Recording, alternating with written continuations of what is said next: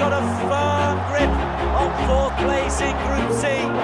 The scalp of Saudi Arabia here, now the scalp of Bahrain. Timnas Indonesia beserta sang pelatih Patrick Kluivert dalam waktu ke depan akan dihadapkan dengan ujian sesungguhnya di lanjutan kualifikasi Piala Dunia 2026 zona Asia. Seperti yang kita ketahui bahwa pasukan Garuda akan berhadapan dengan beberapa negara Arab di putaran keempat ini. Tentunya ini akan menjadi tantangan tersendiri bagi sang pelatih beserta para pemain. Selain bermain di markas lawan, Timnas Indonesia juga diwajibkan untuk meraih kemenangan penuh di setiap pertandingannya. Seperti yang kita ketahui bahwa di putaran keempat ini hanya juara grup yang akan lolos otomatis ke Piala Dunia 2026. Kekalahan 6-0 atas Timnas Jepang kemarin harus dijadikan pembelajaran agar Timnas Indonesia lebih bekerja keras untuk menghadapi ronde keempat ini. Beberapa kesalahan yang dilakukan di laga-laga sebelumnya harus segera dievaluasi agar bisa lebih fokus di laga selanjutnya ini. Erick Thohir selaku Ketua Umum PSSI harus segera memproses beberapa pemain yang sempat diisukan bergabung dengan skuad merah putih. Nama-nama seperti Emiliano Jonathan, Jairo Ridwal, serta Pascal Struijk harus segera diproses agar bisa memperkuat Timnas Garuda di putaran keempat nanti. Lantas bagaimanakah Patrick Kluivert dan Alex Pastur menyusun strateginya jika pemain baru ini bergabung dengan skuad Garuda? Dan berikut ini merupakan prediksi starting line up Timnas Indonesia di putaran keempat kualifikasi Piala Dunia 2026 bersama 3 pemain naturalisasi baru. Di sektor penjaga gawang, Patrick Kluivert mempunyai 2 pemain andalan, yakni Martin Paes dan Emil Audero Mulyadi. Namun di posisi ini nampaknya Emil Audero akan kembali menjadi pilihan utama bagi skuad merah putih di putaran keempat ini.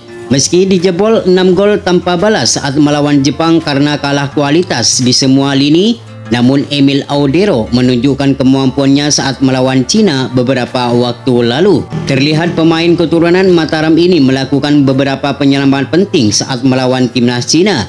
Soal kualitas, pengalaman serta ketenangan, Emil Audero juga tidak kalah mentereng dari Martin Paes. Berbagai klub raksasa seperti Inter Milan, Juventus, serta Como 1907 pernah dilabuhi oleh pemain berusia 28 tahun itu.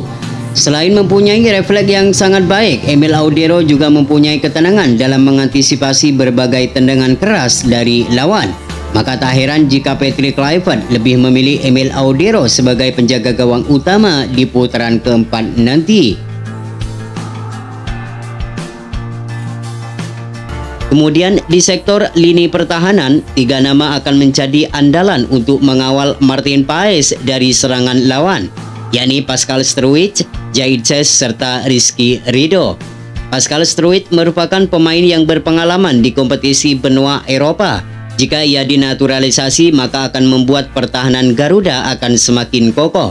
Tanpa mengesampingkan kualitas Justin Hubner yang juga tampil baik bersama skuad Garuda, namun Pascal Struijk dinilai lebih unggul dari segi ketenangan serta kualitas yang bermain.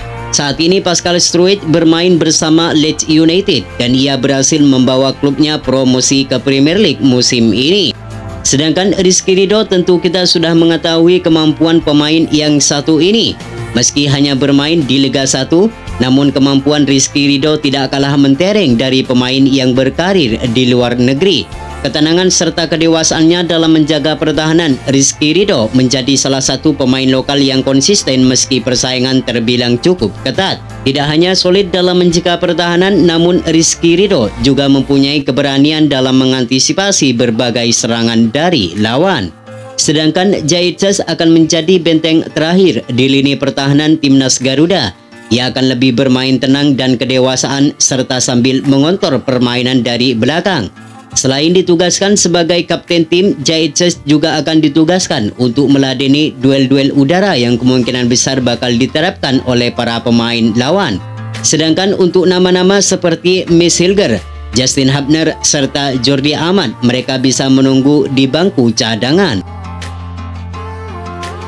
Sedangkan untuk wingback kanan dan wingback kiri, nama Kevin Dix dan Calvin Verdong akan tetap menjadi andalan bagi skuad Garuda. Kevin Dix merupakan pemain yang sangat berpengalaman di kompetisi benua Eropa. Kecepatan serta kekuatan fisik yang selalu menjadi andalannya akan menjadi nilai tambahan bagi skuad merah putih. Selain kuat menjaga pertahanan, Kevin Dix juga mempunyai kualitas umpan yang akurat yang akan memanjakan para pemain yang berada di pertahanan lawan. Sedangkan Calvin Verdong tentu kita sudah mengetahui kualitas pemain asal NEC Nijmegen ini. Sejak debut dengan timnas Indonesia, Calvin Verdong selalu konsisten dalam penampilannya. Ketenangan serta kepiawaiannya dalam menjaga pertahanan kerap kali merepotkan para pemain lawan. Terlihat seringkali Calvin Verdong menggagalkan berbagai serangan dari lawan. Tidak hanya solid dalam menjaga pertahanan, Calvin Verdong juga jago membantu penyerang dan merepotkan pertahanan lawan. Sementara untuk sektor lini tengah, nama Joy Pelopesi dan Tom Hayi akan menjadi andalan bagi skuad merah putih. Joy Pelopesi akan menjadi gelandang pemutus serangan lawan sebelum masuk ke pertahanan Garuda. Sedangkan Tom Hayi akan menjadi motor serangan Garuda di lini tengah.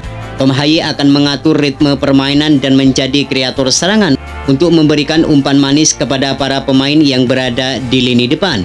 Jika Jairo Ridwell bergabung bersama timnas Indonesia, ia bisa masuk dari bangku cadangan di babak kedua. Sedangkan di sektor lini serang, 3 nama akan menjadi andalan bagi Patrick Kluivert. Nama Emiliano Jonathan sebagai penyerang kanan, Ragnar Oratmangun sebagai penyerang kiri, dan Ole Romeni sebagai penyerang tengah atau ujung tombak. Jika Emiliano bergabung bersama timnas Indonesia, maka ini akan menambah kekuatan di sektor lini serang Garuda. Perlu kita ketahui pemain ini mempunyai kecepatan serta mempunyai permainan yang mirip dengan legenda Belanda yaitu Arjen Robben. Selain bisa bermain di sisi sayap kanan, Emiliano Jonathan juga bisa bermain sebagai gelandang serang yang bisa menjadi nilai tambahan bagi skuad Garuda. Selain Emiliano, di posisi ini juga ada Marcelino Ferdinand serta Yakob Sayuri yang bisa dimasukkan jika Emiliano Jonathan mengalami cedera atau kewalahan. Sedangkan Ragnar Oratmangun akan menjadi andalan di lini serang sebagian kiri. Ragnar mempunyai kecepatan serta mempunyai semangat yang tinggi ketika bermain.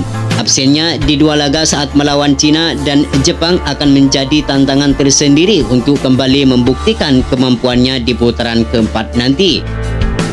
Sedangkan Ole Romeni tentu kita sudah mengetahui kemampuan pemain asal Oxford United ini. Ia melakoni 4 laga dengan mencatatkan 3 gol bagi skuad merah putih. Selain mempunyai naluri gol yang tinggi, Ole Romeni juga mempunyai skill serta kecepatan yang selalu merepotkan pertahanan lawan.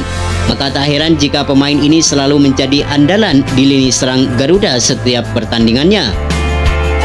Itulah prediksi formasi line up timnas Indonesia di putaran ketiga. Semoga di putaran keempat ini timnas Indonesia bisa menyapu semua pertandingan agar mimpi bermain di Piala Dunia 2026 semakin terbuka lebar.